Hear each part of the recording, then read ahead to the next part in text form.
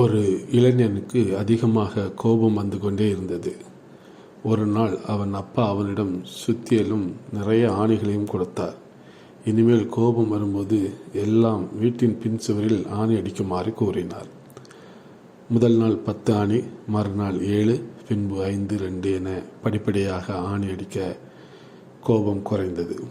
ஒரு நாள் ஒரே ஒரு ஆணி அடித்தான்.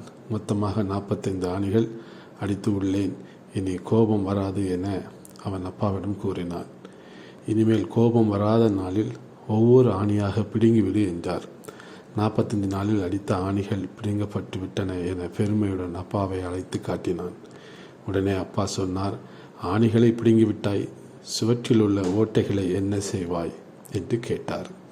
அவனால் பதில் சொல்ல முடியவில்லை.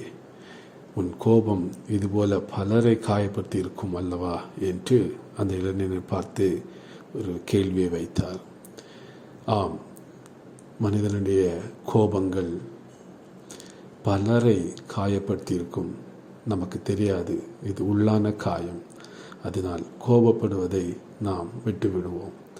வேதத்திலே பிரசங்கி 7:9 பார்க்கும் பொழுது, உன் மனதில் சீக்கிரமாய் கோபம் கொள்ளாதே, மூடரின் நெஞ்சிலே கோபம் குடிக்கொள்ளும் என்று வேதம் சொல்கிறது.